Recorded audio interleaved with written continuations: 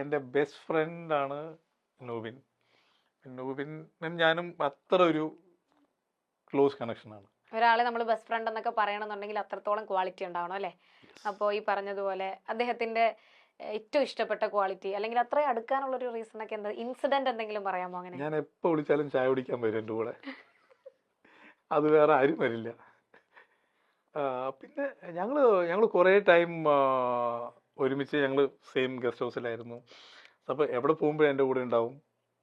And എന്നെക്കുറിച്ച് എല്ലാം നൂബിനറിയാം, നൂബിനെ കുറിച്ച് എല്ലാം എനിക്കറിയാം. He's the best.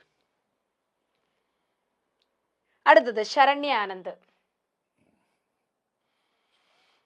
ശരണ്യയിൽ എന്താ കൂടുതലുള്ളത്? ശരണ്യ ഭയങ്കര പാവാട്ടോ. ഞാൻ തിരിച്ച് നിഷ്കളങ്കത പറഞ്ഞു കഴിഞ്ഞാൽ റിപ്പീറ്റ് ആയി പോവും. ശരണ്യ ഭയങ്കര പാവാണ്. ഒരു ഭയങ്കര സ്ട്രെയിറ്റ് ഫോർവേഡാണ്. That's about Saranya. ഓൾറൈറ്റ്, അപ്പൊ ഞാൻ ഈ സെഗ്മെന്റ് ഇവിടെ വെച്ച് അവസാനിപ്പിക്കുകയാണ്. ബുദ്ധിപരമായിട്ട് തന്നെ അല്ലല്ല, ഇതിൽ ഞാൻ പറഞ്ഞില്ല, ഇവരെല്ലാവരും ഞാൻ ഈ പറഞ്ഞ എല്ലാം ഭയങ്കര ജെന്യൂൻ ആയിട്ടുള്ളതാണ്. ഒരു ഇന്റർവ്യൂ കോൺസെപ്റ്റിൽ എടുത്തില്ലെങ്കിൽ പോലും ഓഫ് ദി ക്യാമറ സെയിം സംഗതിയായിരിക്കും എനിക്ക് ഇവരെ കുറിച്ച് എല്ലാവരോടും പറയാനുള്ളത്. Meera highly professional. മേഘ്ന കണ്ടത്തോളം വെരി പാവം, ഇന്നസെൻ്റ് ആണ്. പിന്നെ ചോദിച്ചു ദീപൻ ഇസ് നിഷ്കളങ്കൻ, സ്ട്രേറ്റ് ഫോർവേഡ്, 100% മാർക്ക് ദർ. Anand Wikipedia. Nubin innocent and നിഷ്കളങ്കൻ. ഇതിലൊരു ഡപ്പ. ശരണ്യ പാവാണ്, ഭയങ്കര പാവം. പാവം ശരണ്യനെ നമുക്കൊന്ന് വിളിച്ചാലോ? അടുത്ത സെഗ്മെന്റ് അതാണ്. ഹേ മൈ ഫ്രണ്ട് എന്നാണ് അടുത്ത സെഗ്മെന്റിന്റെ പേര്. ശരണ്യയുടെ ബർത്ത്ഡേ ആണ് നാളെ. അപ്പൊ നമ്മളിപ്പോ ശരണ്യനെ ഒന്ന് വിളിക്കാൻ പോകണം. ഒരു 1 മിനിറ്റ് ശരണ്യയോട് സംസാരിക്കുമ്പോൾ ഇംഗ്ലീഷ് ഒന്നും പറയാനേ പാടില്ല. നമുക്ക് കുടുംബവിളക്കിന്റെ മെമ്മറീസ് ഒക്കെ ഒന്ന് അങ്ങോട്ടും ഇങ്ങോട്ടും ഒക്കെ ചോദിക്കാം, പറയാം. ശരണ്യയായിട്ട് ഞാൻ കൂടുതലും ഹിന്ദിയിലാണ് സംസാരിച്ചോണ്ടിരിക്കുന്നത്. മലയാളം മാത്രമേ സംസാരിക്കാൻ പാടുള്ളൂ. അതാണ് ഈ സെഗ്മെന്റിന്റെ ആകെയുള്ളൊരു ടാസ്ക്.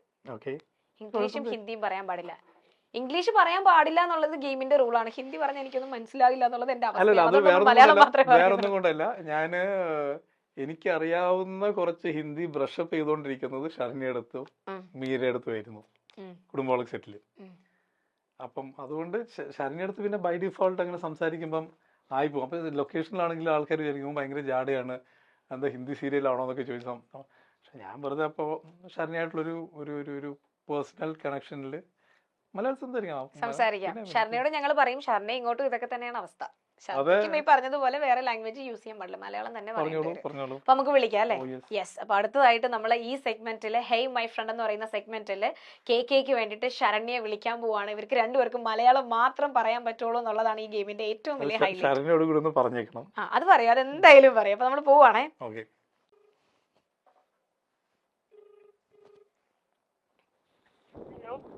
ഹലോ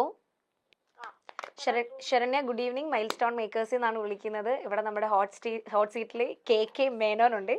എന്റെ ഓപ്പോസിറ്റ് ഇരുന്ന ആളിവിടെ വെള്ളം കുടിച്ചുകൊണ്ടിരിക്കുകയാണ്. സത്യം വെള്ളം കുടിച്ചുകൊണ്ടിരിക്കുക കേട്ടോ. അപ്പോൾ ചെറിയൊരു ടാസ്കിന്റെ ഭാഗമായിട്ടാണ് ശരണ്യെ വിളിച്ചത്, മറ്റൊന്നും അല്ല.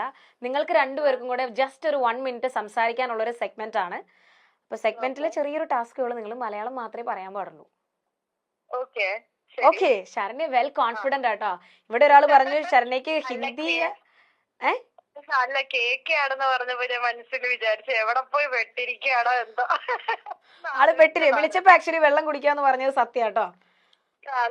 അപ്പൊ രണ്ടുപേർക്കും കൂടെ സംസാരിക്കാനുള്ള ഒരു ടൈം സ്റ്റാർട്ട് ചെയ്യാണ്. ഞാൻ KKയുടെ കയ്യിൽ ഫോൺ കൊടുക്കുകയാണ്. നിങ്ങൾക്ക് നിങ്ങളുടെ കുടുംബവിളക്കിലെ മെമ്മറീസോ എന്താ വെച്ചാൽ നിങ്ങൾക്ക് പരസ്പരം കാര്യങ്ങൾ സംസാരിക്കാം. 1 മിനിറ്റ് ടൈം ഉണ്ട്, മലയാളം ഓൺലി. ഓക്കെ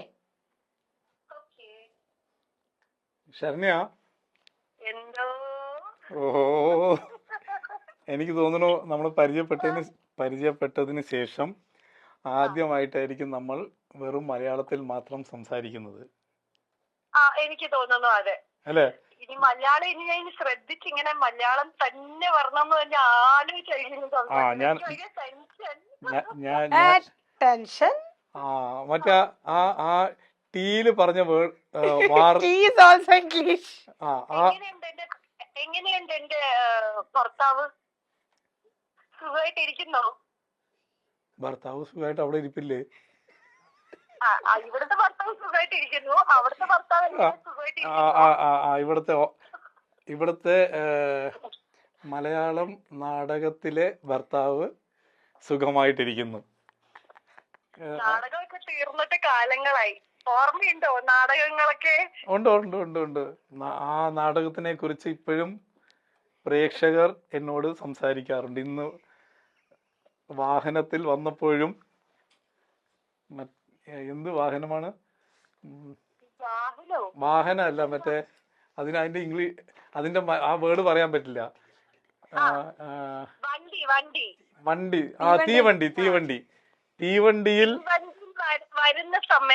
തീവണ്ടിയിൽ വരുന്ന സമയത്തും പ്രേക്ഷകർ കുടുംബങ്ങൾക്ക് പറയാലോ. പിന്നെ കുടുംബങ്ങൾക്ക് പറയാം. കുടുംബവിളക്കിലെ ഭാര്യനെ എല്ലാരും ഓർത്തു.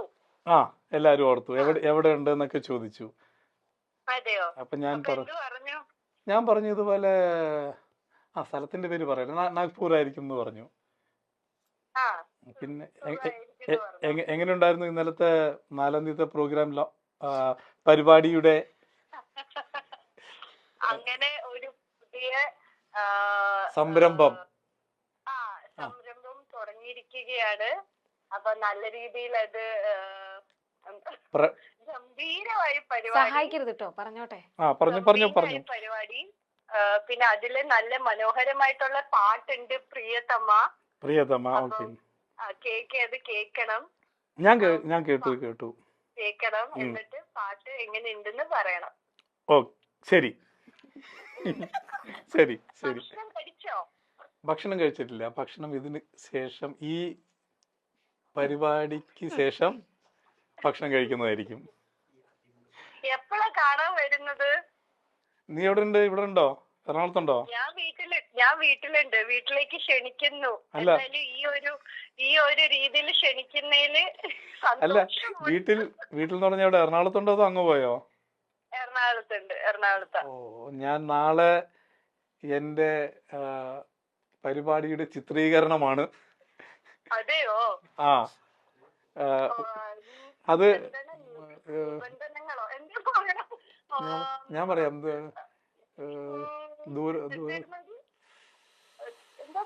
അറിയില്ല, എനിക്ക് അതിന്റെ വേർഡ് പറയാൻ അറിയില്ല മലയാളത്തില്. ഇല്ല, ഇത് കഴിഞ്ഞതിന് ശേഷം ഇതിപ്പോ 1 മിനിറ്റ് കഴിഞ്ഞു. അത് കഴിഞ്ഞ ഒരു 5 മിനിറ്റ് എനിക്ക് നിന്നോട് ഹിന്ദിയിലോ ഇംഗ്ലീഷിലോ പറയണം.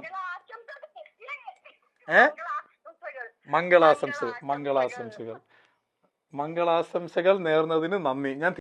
കുടുംബബന്ധങ്ങളും പ്രണയവും സെന്റിമെന്റ്സുമെല്ലാമായി മിനി സ്ക്രീനിലെ സൂപ്പർ ഹിറ്റ് പരമ്പരയായിരുന്നു സാന്ത്വനം.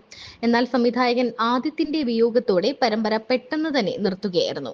തമിഴിൽ പാണ്ഡ്യൻ സ്റ്റോർസ് എന്ന പേരിൽ സംപ്രേക്ഷണം ചെയ്യുന്ന പരമ്പരയുടെ മലയാളം റീമേക്കാണ് സാന്ത്വനം. 2ാം ഭാഗം വരുന്നു എന്നറിഞ്ഞപ്പോൾ തന്നെ സോഷ്യൽ മീഡിയയിൽ എല്ലാവരും അത് ഏറ്റെടുക്കുകയും ചെയ്തിരുന്നു. സാന്ത്വനം 2 പുറമെ അകന്നും അകമേ അടുത്തും ഉടൻ വരുന്നു എന്ന് മാത്രമായിരുന്നു അന്നെല്ലാം സോഷ്യൽ മീഡിയയിൽ ഉണ്ടായിരുന്നത്. പറയാൻ പോകുന്നത് 2 കുടുംബത്തിന്റെ കഥയാണ് എന്ന സൂചന അന്ന് വീഡിയോയിൽ ഉണ്ടായിരുന്നു. ഇപ്പോൾ സാന്ത്വനം 2ാം ഭാഗം അല്ലെങ്കിൽ സാന്ത്വനം 2 തുടങ്ങിയിട്ട് നാളുകൾ പിന്നിട്ടു. 2 കുടുംബത്തിന്റെ കഥയാണ് പറയുന്നത്. എന്നാൽ പോലും ഹൃദയഭേദകമായ നിരവധി നിമിഷങ്ങൾ ഈ സാന്ത്വനം 2ാം ഭാഗം സമ്മാനിക്കുന്നുണ്ട്. ഒരുപാട് കഥാപാത്രങ്ങളുണ്ട്. സാധാരണ ഒരു പരമ്പരയിൽ, ഇപ്പോഴത്തെ പരമ്പരയ്ക്ക് നോക്കുകയാണെങ്കിൽ നിറഞ്ഞു നിൽക്കുന്ന ഒരു ടീം, അതുപോലെ തന്നെ സാന്ത്വനം 2ാം ഭാഗത്തിൽ നിറയെ അംഗങ്ങളുള്ള 2 കുടുംബത്തിന്റെ കഥയാണ് പറയുന്നത്. അതിൽ ഏറ്റവും പോസിറ്റീവായ ഒരു കാര്യം എന്താണെന്ന് വെച്ചാൽ, ആദ്യമൊക്കെ സാന്ത്വനം 2ാം ഭാഗത്തോട് മുഖം തിരിച്ചു എങ്കിൽ പോലും പിന്നീട് എല്ലാവരും ഈ സീരിയൽ ഏറ്റെടുക്കുകയായിരുന്നു. KK മേനോനാണ് ബാലൻ എന്ന കഥാപാത്രത്തെ അവതരിപ്പിക്കുന്നത്. മുൻപ് രാജീവ് പരമേശ്വർ ആയിരുന്നു സാന്ത്വനം ആദ്യ ഭാഗത്തിലെ ബാലനെ അവതരിപ്പിച്ചിരുന്നത്. 2ാം ഭാഗത്തിലെ ബാലനെ ആദ്യമൊന്നും ആരാധകർ ഏറ്റെടുത്തിരുന്നില്ല. എങ്കിൽ പോലും സീരിയൽ പ്രേമികൾ ഈ സീരിയലിനെ ഇപ്പോൾ ഇരു കൈയും നീട്ടി സ്വീകരിക്കുന്ന അവസ്ഥയാണ്. പുതിയ താരങ്ങളാണ് ഈ KK മേനോൻ, അല്ലെങ്കിൽ അതിലുണ്ടായിരുന്ന പ്രധാന കഥാപാത്രങ്ങൾ, അതായത് കുറച്ച് മെച്ചുവേർഡ് ആയിട്ടുള്ള പ്രായമേറിയ കഥാപാത്രങ്ങളൊക്കെ നേരത്തെ നമ്മൾക്ക് കണ്ട ശീലമുള്ള കഥാപാത്രങ്ങളാണ്. എന്നാൽ ബാക്കി ചില ക്യാരക്ടേഴ്സ് ഒക്കെ അന്യഭാഷയിലെ താരങ്ങൾ കൂടിയാണ്. പുതിയ മുഖങ്ങളാണ് കൂടുതലായിട്ടുള്ളത്. ഇപ്പോൾ ആ കുടുംബത്തിന്റെയും ആ മക്കളുടെയും ഒക്കെ കഥ തന്നെയാണ് ഈ സീരിയൽ പറയുന്നത്. സീരിയലിനുള്ളിൽ ഇവരുടെ ക്യാരക്ടേഴ്സ് എങ്ങനെയാണ്, അല്ലെങ്കിൽ സീരിയലിന് പുറത്ത് ലൊക്കേഷനിൽ എങ്ങനെയാണ്, യഥാർത്ഥ ജീവിതത്തിൽ എങ്ങനെയാണ് എന്നാണ് ഇപ്പോൾ KK മേനോൻ പറയുന്നത്.